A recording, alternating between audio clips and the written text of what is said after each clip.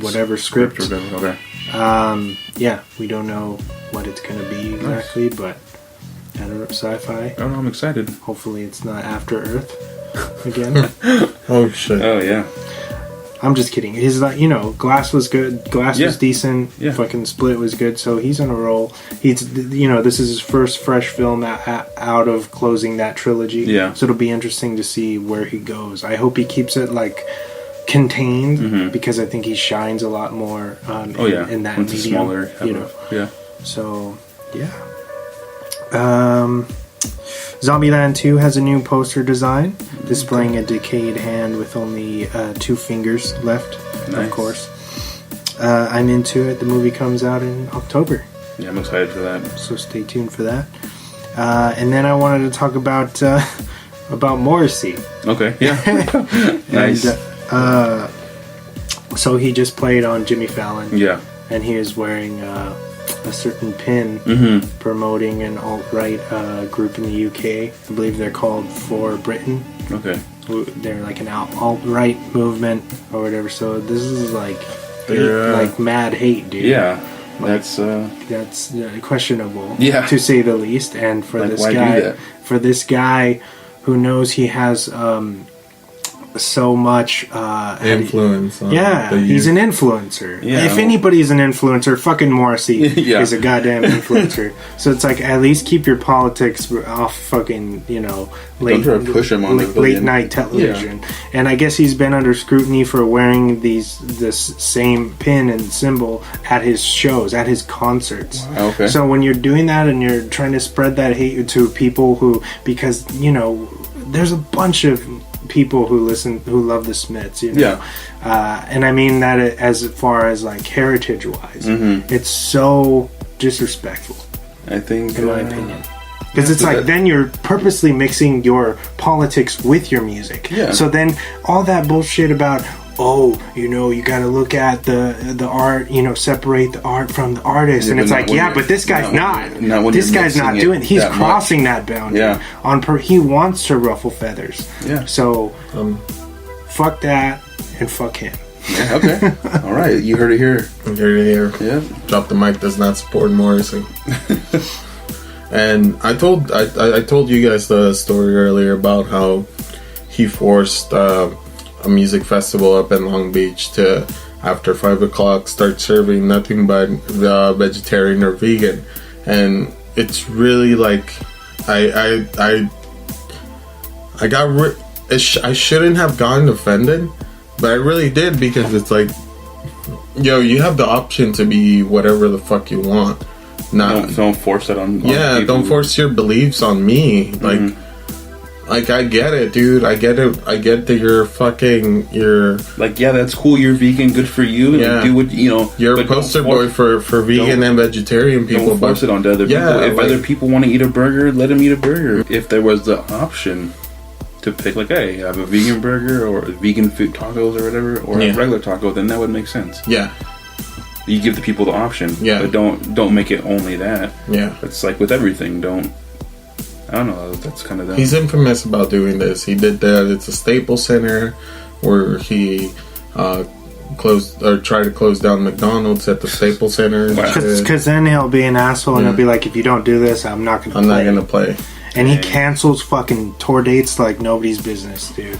That's why everybody's making fun of this new, because he's coming here, or he's going to go on tour. I think the tour may have just started with Interpol opening, and if you look at all the people talking about the show, it's just like, half of these are not gonna happen, or whatever. So I don't know. I just found that interesting, but I just don't understand. Shame. Yeah, why is this guy still relevant? I didn't know Cersei was a real thing. Shout out to Game of Thrones. Yes. And now it's time for the weekly recommendations.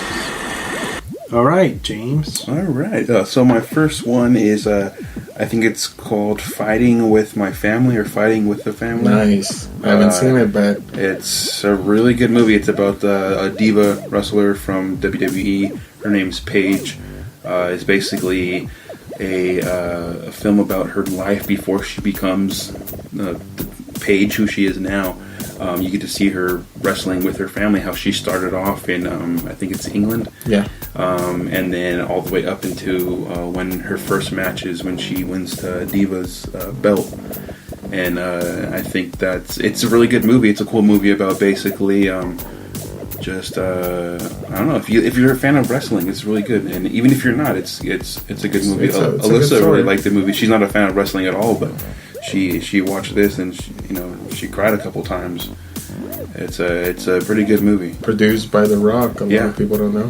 Yeah. Is it kind of would you say it's in the vein of like The Fighter, where it's like even if you're not into boxing, you can relate to that movie? Yeah, I think her as an individual was kind of relatable, because when she wins the title, she even says this is for all the people who feel like freaks, who would feel like outcasts, who don't fit in, because when she first started going through the NXT and stuff, she was always hassled by the other girls who were either like models or whatever. They looked nice. They were like models basically, and she was a pale girl with black hair and black makeup, and she wore black all the time. And they're like, oh, what? Like, I thought Halloween was like 6 months away. And it's like, oh, that's kind of fucked up, but all right. And but yeah, it's a dope movie. I highly recommend it, even if you're not a fan of wrestling. One of the first big major English pro wrestling families. And she's the I think still the youngest to ever win a title. Yeah. At 18, I think. 18 or 19, but I mean, that's fucking young. The day after WrestleMania, dude. Yeah. That's crazy. And I'm not spoiling anything. No, I mean, if you know wrestling, you know the history of her and everything, but I definitely check it out, because there's probably some things you didn't know. Yeah, there's definitely some things I probably don't even... I still want to go see it. It's definitely a good movie. I highly recommend watching it. And my next one is a movie from 1993. You might have heard of it, Batman, Mask of the Phantasm. Ooh. Yeah. I was watching this the other day. Great movie. Yeah. Jordan has never seen it, and I put it on. He's like, "Whoa, this is cool, Dad." But it's a fun movie. It's a kid movie, I guess, but not really, because it's dark. Yeah, it's a dark movie. That could have been easily a rated R movie. Yeah, if they would have gone a little further, I think so. But I feel like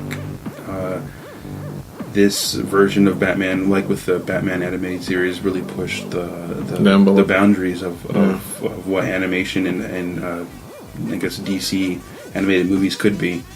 And it's a good movie. If you're a Batman fan, I highly recommend watching it. I haven't seen it in a while, and I think I'm going to see it. You can buy it on. It's been remastered to Blu-ray. Oh, really? So you can buy that on Blu-ray. I think you can get it on the WB. It's on the .com or whatever and buy it. It's on the DC. It's on the DC Universe app too. Yeah. And that's it. Yeah, that's it. Oh, okay. Yeah. All right. So my rec this week, I think I only have one, but no, actually two. Okay. It's actually the Ted Bundy movie. Oh, nice. Okay. With Zac Efron, I forget the name of it. Extremely wicked, shockingly evil, and vile. Yes. There you go. If you definitely, I think we touched on it a little bit. I think this was my rec from last week. Yeah, he wrecked it. He did it. And I watched again. it. Yeah, wreck it again. Fuck yeah. Because it's a really. Do you know what, dude? I was like, oh, James talked about. I think I mentioned it, but then we actually watched it, me and my friend, and we're just like kind of like, what the fuck? Yeah. And it was so good. Yeah. It was really good. It should be mentioned double. But then my next one is actually a pro wrestling one. It's called The Holy Grail. Okay. So back in I want to say 86 or 89, there's this guy called Tom McGee who's slated to be the next Hulk Hogan, who Vince McMahon kind of painted to be this mythical individual. He was like 6'3", 250, jacked. he was a power lifter, and he could also do all these somersaults and stuff that everybody can do. And what's crazy about this is that there was a missing tape of him versus Bret Hart in his tryout match, because they used to tape tryout matches just to watch him back, see if the guy was worth the time.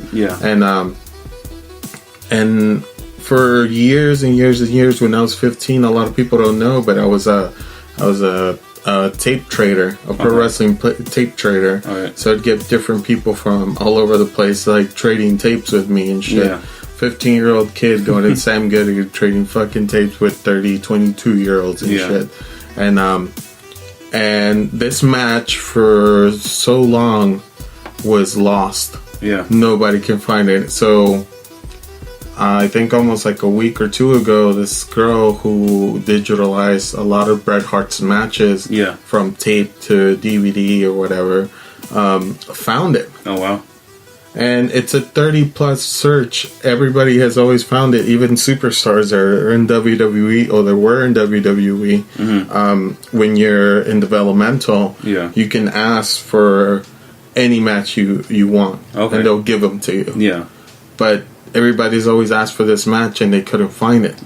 So it's been 30-plus years of this match not being ever seen.